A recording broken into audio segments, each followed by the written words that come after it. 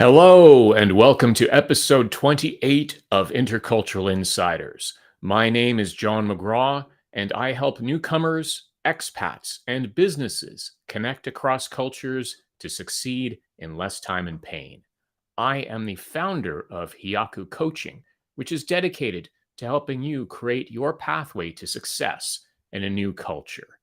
The purpose of Intercultural Insiders is to share the stories of people with intercultural experiences. So if you're feeling isolated or lost, you can hear something from the guests' experiences that could help you, even if it's just a reminder that you're not alone. Today is going to be part one of a conversation with Anam Haleem, who's been making quite a notable impact on LinkedIn. But before we get into that, I wanted to update everybody out there about all of the things that have been going on recently, that have been doing. It's been a pretty busy couple of weeks. So one thing that I really enjoyed yesterday was a second trip up to Beehive, which is the business incubator located up in Brampton. And I ran a session for their current cohort of founders on cultural adaptation, how to thrive in a Canadian business environment. And these founders come from India, from China, and other parts of the world. And it was a really, as you can see, it was a pretty exciting experience. Everyone had a lot of great questions. There were a lot of great insights as well. And many of the founders were able to connect some of the experiences that we talked about regarding communicating with Canadians and some of the experiences that they even had, not only in the business situations, but in their personal lives. And I really enjoyed it. Great group of founders. And also thanks again to Natalie, Yogi, and the rest of the team from Beehive up in Brampton. And I'm really confident that these founders are going to make a great impact on Canada with their businesses. The amazing entrepreneurs taking that trip up from their home countries to expand their businesses in Canada. It's really something special. And of course, I was very happy to get yet another batch of honey from the Village Bee Company located up in Brampton as a thank you for during the workshop up there. And not only did I get involved in that yesterday, also on the weekend ended up attending an event for Redefined, the nonprofit organization that's helping international students to make an impact in Canada and also the rest of the world. And Redefined is founded by Ritika Saraswat, who's located out in Vancouver, but is currently in Toronto right now, overseeing a lot of events and just meeting all of these young entrepreneurs with all of their ideas and things that they're working on was very exciting. And again, being around people that were younger also helps me to feel a little bit younger as well, which was great. And also, they have an international student meetup coming up this Saturday, May 27th from 6:30 p.m.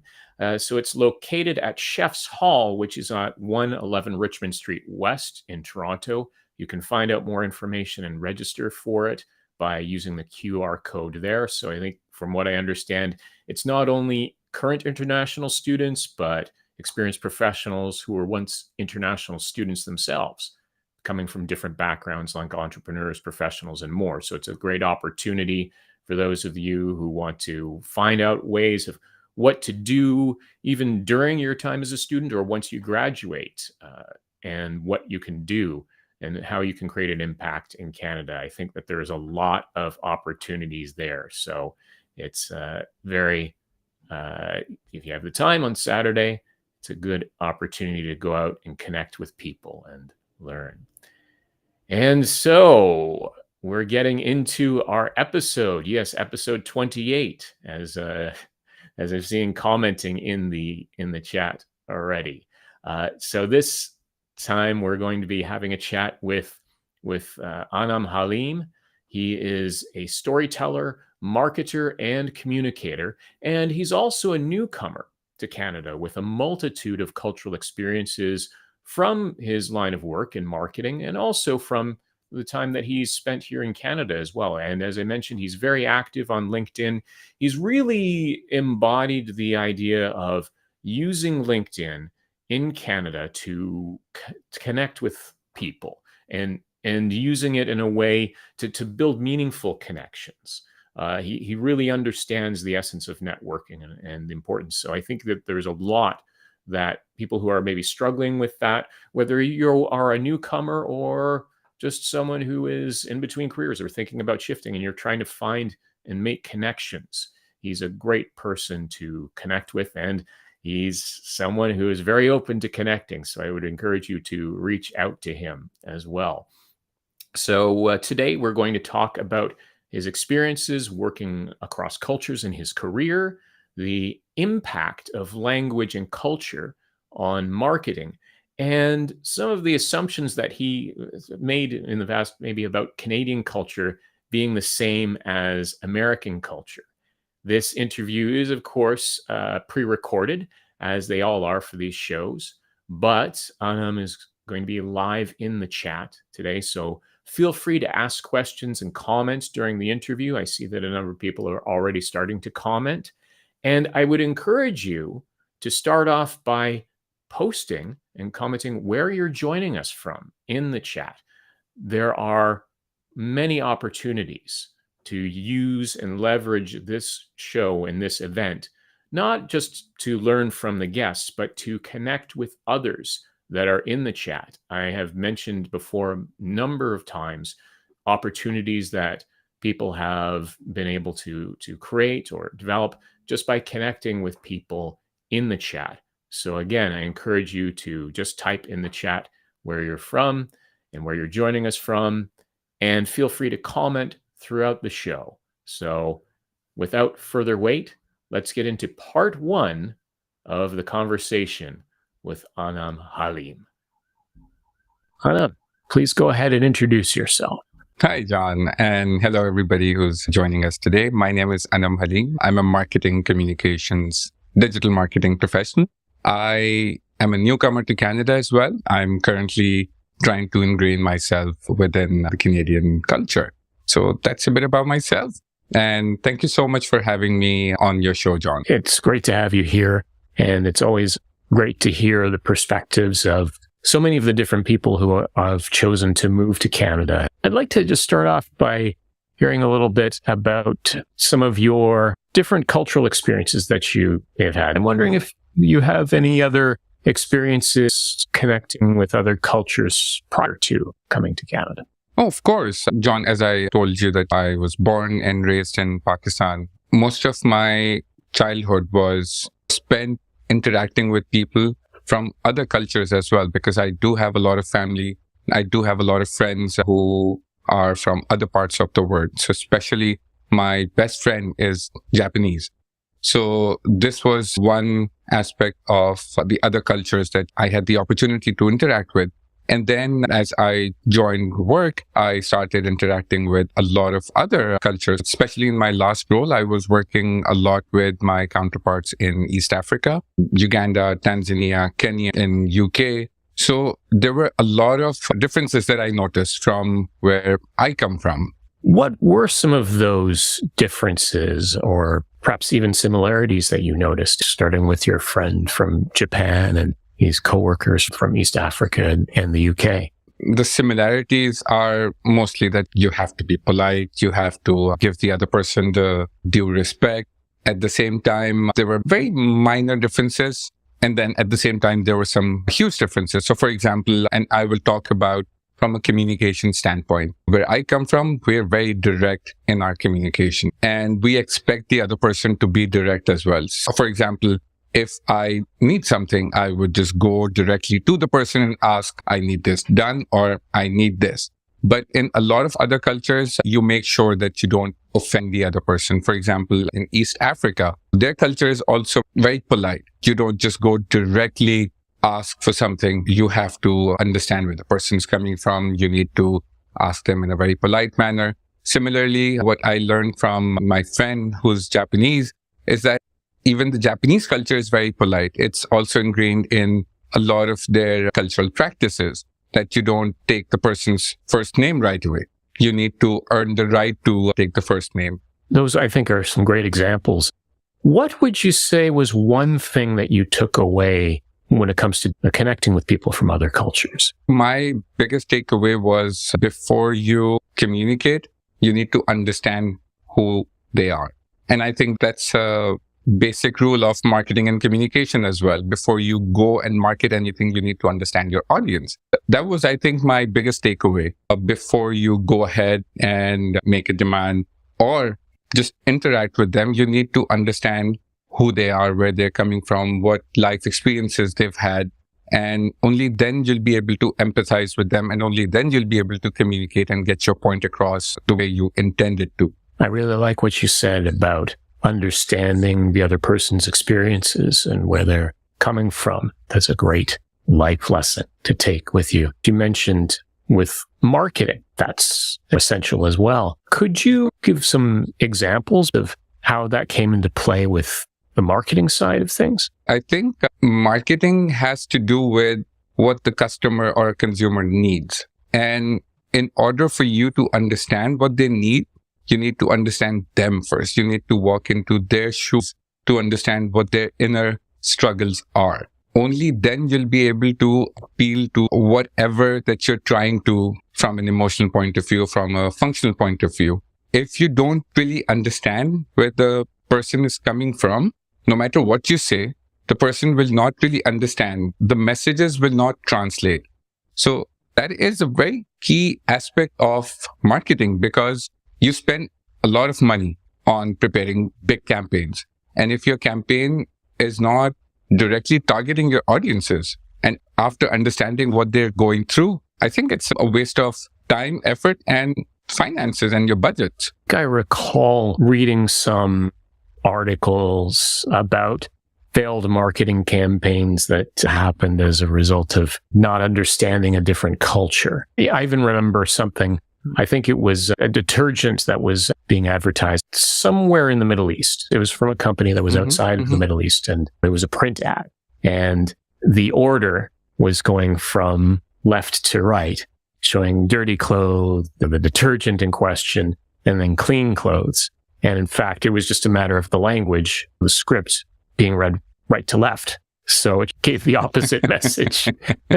Do you have other examples of that? John, I think this is such a relevant point. When you talk about language, and language is a very important part of any culture and dictates how people interact with each other. I remember this ad that you're talking about, and yes, the script, the Arabic script, is from right to left, whereas the English script is from left to right.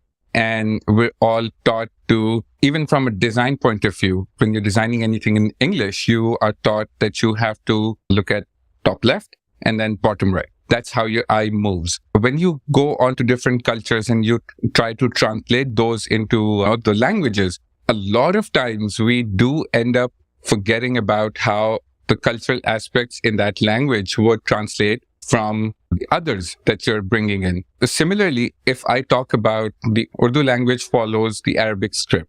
So this is a similar challenge that we had back home, because there were a lot of international brands who would come to Pakistan and we would have to translate them and their market insights into our culture. But in order to successfully translate those from a language communication point of view, we had to completely adapt them to the culture. And here's a very small example of the language differences that I'm talking about. The English language has a word you. It is a genderless, ageless word. It's the context that matters, right? So if I am talking to someone who's my senior, if someone who's my elder, it's already implied that when I say you, I am being respectful. Whereas in the Urdu language, there are multiple translations depending upon who you're talking to. So if you're talking to someone who's your elder, who's your senior, who you respect, you would automatically say the word aap, which means that I respect you. If you're talking to someone who's your friend, who's an acquaintance, who's similar in age, you would say tum. That shows a bit of familiarity. It also depends upon the formality of your interaction. So these nuances, if you understand from a cultural and language point of view, that makes a lot of difference. That completely changes your perspective of how you interact with people from different cultures. That's a very good point that you make about the language and culture being connected and how one affects the other. It really emphasizes that need to be aware of your own culture and how it's just one particular way of doing things. And I'm curious, at what point did you start to come to realize that as you interacted with other cultures? There were things that you had just assumed were universal, but realized that, oh, maybe it's not the same in every culture. The style of communication was something that I came to realize after a while. And I thought this was so natural for everybody across the world that you be direct. And the more direct you are, it's better for your communication so that the other person understands where you're coming from. But that's not how other cultures, other societies work, because their lens, their perspectives are very different. And as I grew in my career, that's one realization that I came to. Because from a Pakistani perspective, as I already mentioned a few times, that we're extremely direct when we're trying to communicate. Majority of us, we expect our peers to be direct. We expect our elders to be direct. We expect our managers to be direct with us as well. So that if we're doing something wrong, we learn on the spot and we correct it instead of waiting and hearing back after a few months that, oh, on this day you did something wrong. But at the same time, I realized when I was interacting with my colleagues in East Africa, that's not how they like to operate. And that was a shock for me, to say the least, but it also helped me understand and empathize with them. And it also pushed me to understand and learn more about how they operate.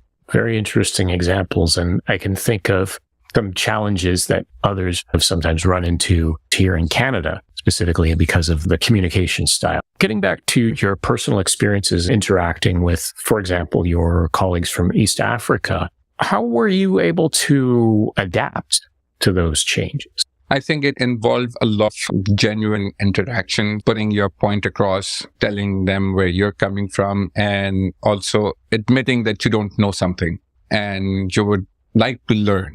And if you come from a genuine, honest point of view, I've noticed generally people are out there to help you to be better.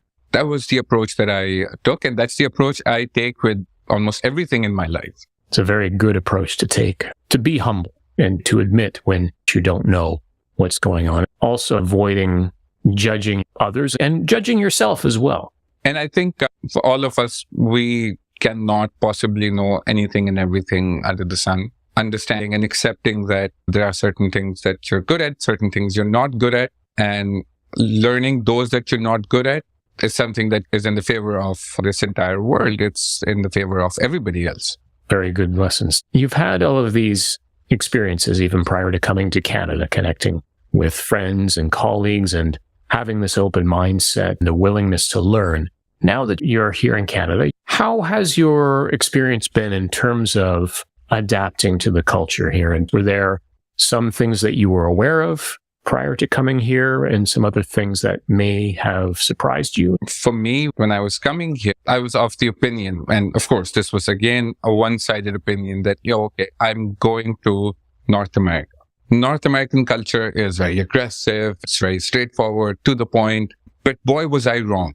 When I came here, I realized that people in Canada are generally very polite. Nowhere in the world, at anywhere that I've traveled, I have not seen people stop and open doors for you. Very rarely. But here, I noticed that people stop, they smile at you, they talk to you, they greet you, they compliment you, regardless of who you are. This was a very pleasant surprise for me.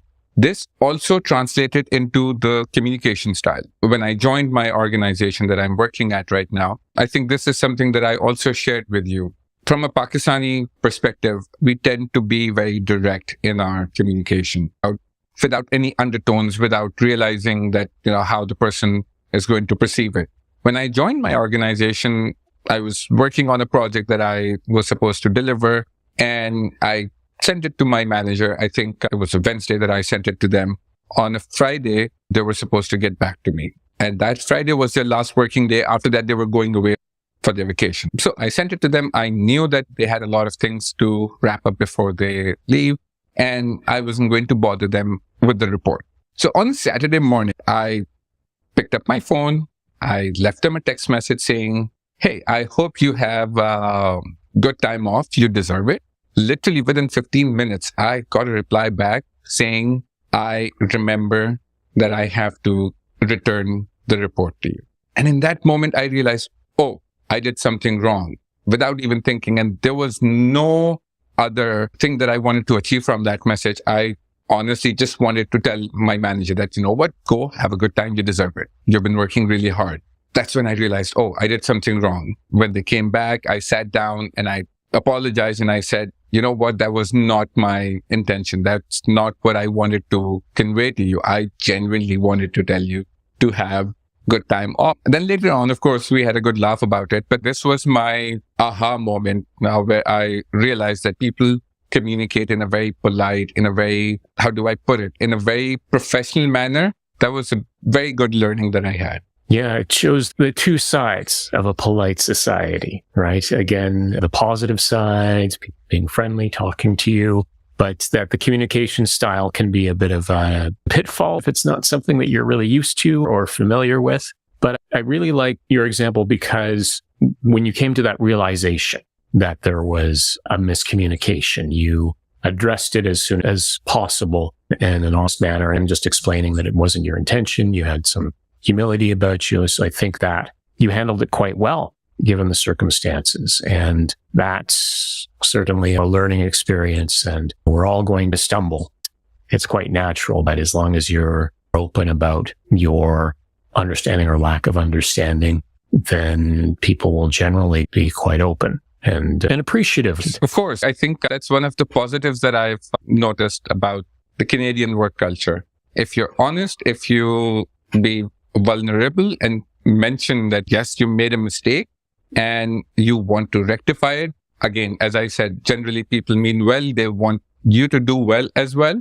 And they're there to help you out. Yes. Yes. And I think that an interesting point that you also made about the assumptions around North American culture, it's an easy assumption to make because let's face it, the United States has a far larger presence on the world stage through media and television. And it's not until one has a bit more connections with Canadians and Americans to notice that there are some differences. But good for you for realizing that and then having the willingness to learn about that.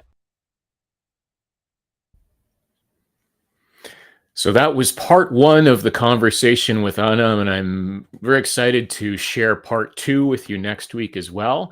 And I could see that today was quite active in the chat. There were a number of comments that came up.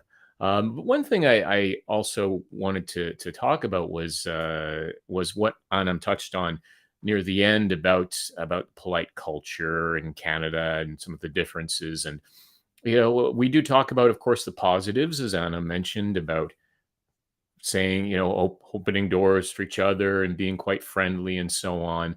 And there is, of course, the other side, as he also mentioned, that in that polite conversation, the implied messages that you may not necessarily intend, like he mentioned with his experience with greeting his coworker who was going off on vacation, sending the message, and then it being possibly interpreted as like, hey, where's that report? And it's I think this is something that also we as Canadians need to be conscious about in terms of when we are communicating, if we're sometimes a little too polite. I don't want to say being polite, but in the sense of being indirect, that can be confusing to people who are not used to that. I even talked, in the workshop that I did yesterday with Beehive, we talked quite a bit about the sandwich technique. And I know that we've talked about that before and how that can be very confusing because it's hard to understand the criticism sometimes that's intended. So there are times we want to be polite, but it's also important when we need to understand that there's a time that we need to be more direct and understand that not everyone communicates necessarily in the same way that we do. So this adaptation is something that should happen both ways. But again, thank you very much for sharing all of that, Anam. So just wanted to go over a few of the comments that I have already shown, but thought I'd bring them up again. So there were, again, it was quite active. And let's see. Okay, so we had, again, it was Salish joining in. Thanks, John, for this session. Very informative and important aspect for any professional to be successful in their role. Understanding culture, mindsets, and way of working as important. Yes, and thank you very much for joining in for that. I think a first time Shalish, I hope I'm pronouncing your name correctly, joining in. So thanks for that observation. And Doreen Fernandez mentioning, well, starting a conversation with Vineet in the chat here about their culture, about the experiences as a learning and development specialist. Vineet, also a regular guest here. Quite a good discussion going back and forth about the connections between learning and development, and well, again, considering the audience can be delivered differently in the program. It's depending on the audience and their cultural nuances can be very different when you're delivering different programs. So again, sharing all of these insights in there was great. They had a lot of others joining in, Johan and Hazel, Johan Mehta, Hazel Souza, joining in. Yes, Shruti as well, being very, very active, a lot of talking about the insights that we got from there. And I'll just show that from Shruti. Amazing insights, Anam Haleem. Thank you, John McGraw, for building a platform for us to connect and gain knowledge. Well, thank you for coming in, everyone, with all of your comments and insights, sharing with each other, adding in that extra value. Again, the comments about the learning and development and some of your own cultural experiences. Hazel, thank you, John McGraw and Anam Haleem. This was an amazing session. Thank you again, Hazel, for joining in.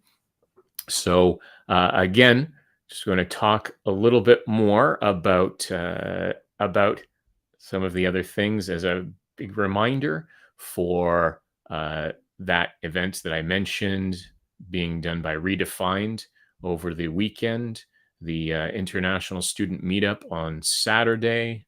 Oh, that's the picture from last Saturday. This is the picture from promoting the event this Saturday. So again, if you are an international student or perhaps a professional who was an international student, a great opportunity to meet up in Toronto and connect. You can find more information and register on Eventbrite just by using the QR code here. So I encourage you to check that out. And of course, we have episode 2, part 2 of the conversation with Anam, joining next week, same time as always, Wednesday, May 31st at 12 p.m. Eastern. So in this episode, he talks about experiences, his leveraging LinkedIn, as we talked about a little bit. He really gets into it, how he's used LinkedIn to connect with others, and also about thinking about long-term, taking the long-term view when you connect with people and also with your interactions in Canada. And he also gets into talking a little bit about it's kind of a social and marketing experiment that he's been working on, which was really fascinating to me. So, I'd love to hear more about that. We certainly talk about it, and I'd love to hear more updates about that as well. So that's going to be going on next week, Wednesday, May 31st at 12 p.m. And by the way, as a reminder, for those of you who are more into listening, maybe you can't join in for the whole episode to watch, but you prefer to listen to these while you're on a commute, you're driving. All of these episodes are available, including this one, as audio podcasts on the Intercultural Insiders Show, which you can find on most major podcast platforms. So the episodes come out the following Monday. So this episode will be out on Monday, May 29th. So if you want to listen to that, I encourage you to follow the link to the podcast there. So as for the live show, again, part 2 of this episode will be on Wednesday, next Wednesday, May 31st at noon. So thank you very much for joining in, all of your comments and interactions. So until next week, keep navigating your way between cultures towards your goals.